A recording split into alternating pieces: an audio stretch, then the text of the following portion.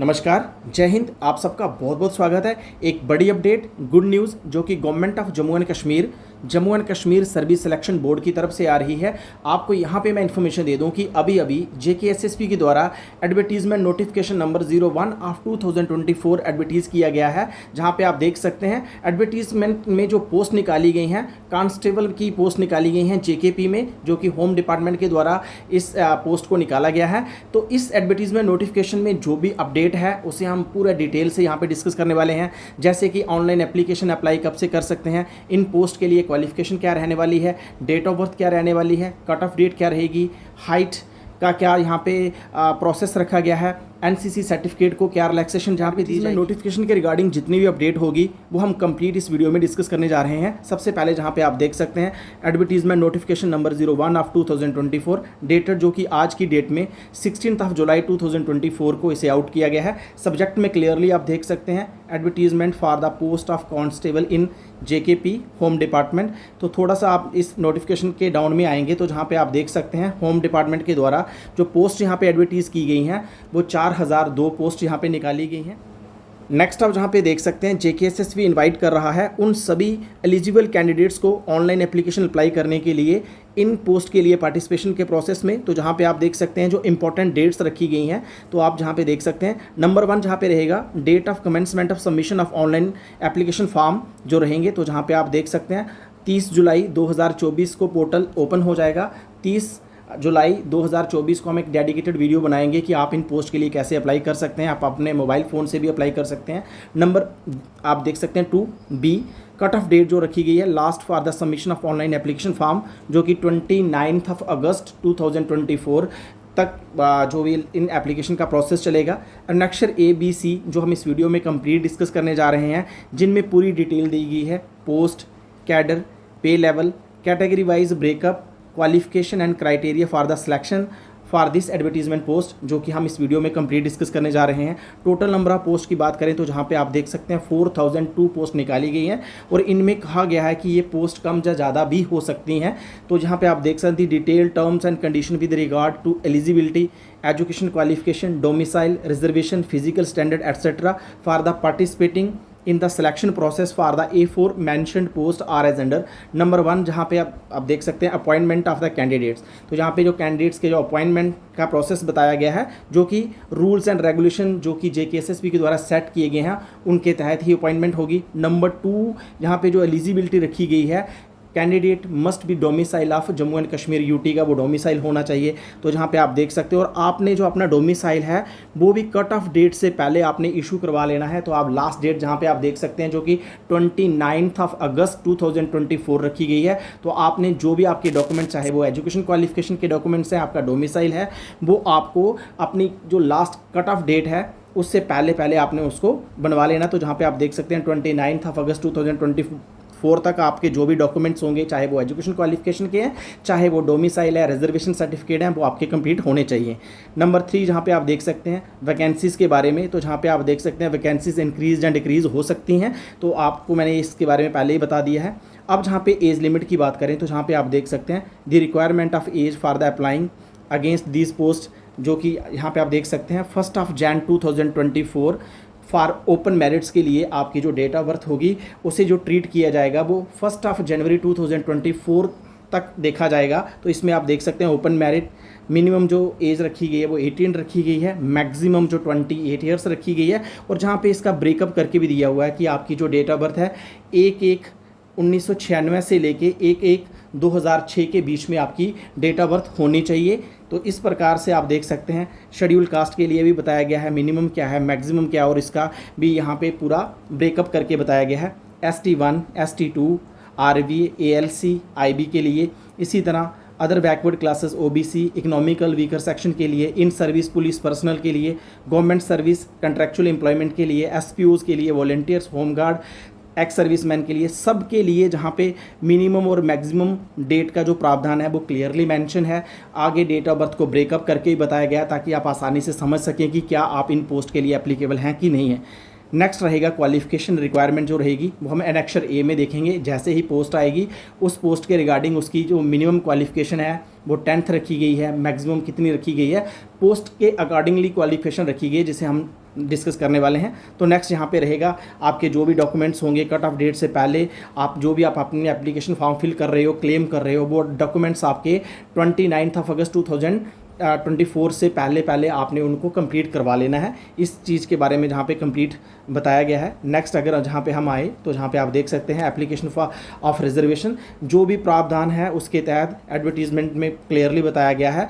तो वैकेंसीज़ के हिसाब से जो भी रिजर्वेशन का प्रावधान है वो भी कंप्लीट किया जाएगा। बी में आप देख सकते हैं कोई भी कैंडिडेट जो कि रिजर्वेशन के लिए क्लेम करता है तो उसके पास वैलिड कैटेगरी या रिजर्वेशन का कोई सर्टिफिकेट होना चाहिए और कट ऑफ डेट से पहले आपने उसको भी रेडी करवा लेना है। इस तरीके से नेक्स्ट यहाँ पे आप देख सकते हैं पर्सन विद डिसेबिलिटी, यहाँ पे PWD के लिए यहाँ पे बताया गया are not eligible for these post and such horizontal reservation is not applicable to PWD candidates for these post. इन पोस्ट के लिए ना तो जो PWD कैंडिडेट्स हैं वो अप्लाई कर सकते हैं और ना ही उनके लिए हॉरिजेंटल रिजर्वेशन का जहाँ पे कोई प्रावधान रखा है। नेक्स्ट यहाँ पे हम आएंगे, जो इंपॉर्टेंट पॉइंट है वो हम डिस्कस कर लेंगे। एप्लीकेशन के लिए जो फ़ी का प्रोसेस रहेगा 700 रहेगी जो हमें फ़ी पे करनी होगी, जिसका मोड रहेगा net banking, credit, debit card, आप उसके थ्रू आप अपनी फ़ी पे कर सकते हैं। तो जो कैंडिडेट जहाँ पे SC, ST1, ST2 और इकोनॉमिकल वीकर सेक्शन के लिए रहेंगे उनको सिर्फ 600 फ़ी पे करनी होगी। जैसे आप अपनी कैटेगरी सेलेक्ट करेंगे तो आपको ऑनलाइन जो फ़ी पे करनी होगी वो 600 करनी पड़ेगी,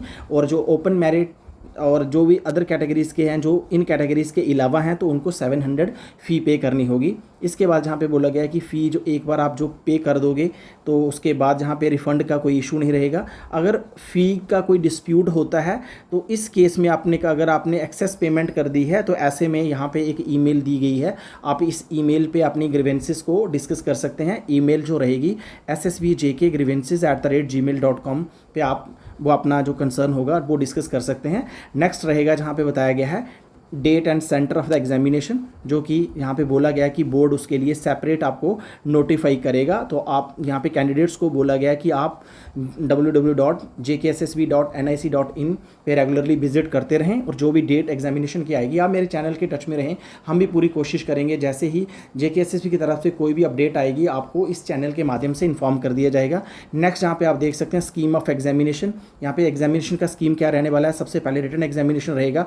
तो रिटन एग्जामिनेशन में भी जो जहाँ पे जो क्वेश्चन रहेंगे वो objective type multiple choice question यहाँ पे रहने वाले हैं। तो और उनका जो पेपर सेट होगा वो इंग्लिश में ही लैंग्वेज में आएगा। नंबर 2 जहाँ पे बोला गया नेगेटिव मार्किंग का भी प्रावधान रखा गया है, जो कि आप देख सकते हैं 1/4 of marks assigned to the question. तो 0.25 नेगेटिव मार्किंग भी यहाँ पे रखी गई है। इसी प्रकार से आप देख सकते हैं NCC सर्टिफिकेट के लिए जहाँ पे अवार्ड किया गया है जो बोनस मार्क्स किए गए हैं 5% जो मार्क्स होंगे of the examination for the NCC C certificate के लिए रखे गए हैं। 3% जिसके पास NCC का B सर्टिफिकेट है। इसी तरह 2% जो मार्क्स होंगे जो बच्चे ने एग्जामिनेशन में लिए होंगे उसके अकॉर्डिंगली A सर्टिफिकेट जिसके पास होगा उसे 2% उसके भी एक्स्ट्रा नंबर दिए जाएंगे।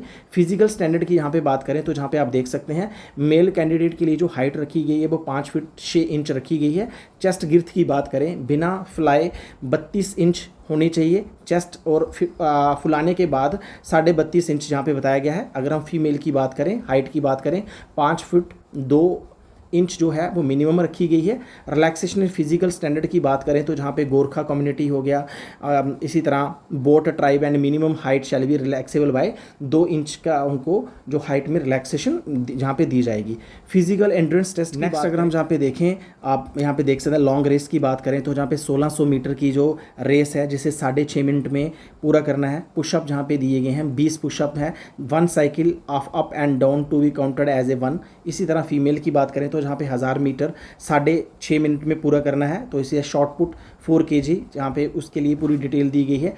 इसी तरह से special provisions regarding relaxation of physical endurance test for the ex serviceman के लिए भी स्पेशल जो प्रावधान दिया गया है। तो जहाँ पे आप देख सकते हैं उनके लिए जो यहाँ पे रिलैक्सेशन दी गई है अप टू जो 30 इयर्स के हैं उनके लिए यहाँ पे क्या पुशअप रखे गए हैं, क्या टाइम रखा गया है, पूरी डिटेल में यहाँ पे बताया गया है। इसी तरह से अगर हम नेक्स्ट देखें इंपॉर्टेंट, इसके बाद जो मेडिकल एग्जामिनेशन होगा उसके लिए भी आप मेडिकली भी फिट होना चाहिए कैंडिडेट। नेक्स्ट रहेगा सिलेबस फॉर दिस पोस्ट। इन पोस्ट के लिए जो भी सिलेबस होगा यहाँ पे बोला गया कि JKSSB उसे भी सेपरेटली अपनी ऑफिशियल वेबसाइट पर अपडेट कर देगी। नेक्स्ट यहाँ पे बताया गया है कि एक कैंडिडेट के द्वारा सक्सेसफुली अपना फॉर्म सबमिट करने के बाद, उसे पूरा जांचने के बाद, जब भी उसका रोल नंबर आएगा, तो एग्जामिनेशन जब भी उसका होगा, उसका रोल नंबर जो कैंडिडेट अपना एडमिट कार्ड ऑनलाइन डाउनलोड करेगा, उसके साथ साथ मैंडेटरी रहेगा कि उसे कम से कम 2 पासपोर्ट साइज़ अपने रिसेंट पासपोर्ट साइज़ फ़ोटोग्राफ अपने साथ लेके जाना है, जो कि 6 महीने से पुराने नहीं होने चाहिए।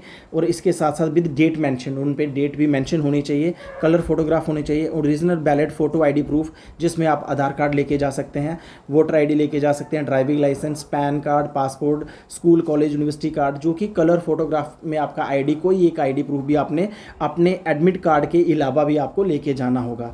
इसके बाद बताया गया डॉक्यूमेंट वेरिफिकेशन का प्रोसेस होगा, जो हम किसी और नेक्स्ट वीडियो में डिस्कस कर लेंगे। तो इस तरीके से आप जो देख सकते हैं, अब हम बात करेंगे जो कि मेन इंपॉर्टेंट है, एनेक्सर ए, जहाँ पे पोस्ट की डिटेल दी गई है, उसे हम जहाँ पे डिस्कस कर लेंगे। तो जहाँ पे आप देखेंगे इसके बाद आ जाता है हमारे सामने एनेक्सर ए आ जाता है। तो जहाँ पे आप देख सकते हैं एनेक्सर ए में नंबर ऑफ़ आइटम्स की अगर हम बात करें 01 डिपार्टमेंट होम डिपार्टमेंट है। तो इसमें लेवल की बात करें तो आप देख सकते हैं 19,900 से लेके 63,200 जो कि बेसिक सैलरी रहने वाली है। तो इसमें जो कांस्टेबल आर्म्ड IRP है, यूटी लेवल की पोस्ट हैं। ओपन मेरिट की बात करें तो जहाँ पे अब 675 है। इसी तरह SC की बात करें 135 है।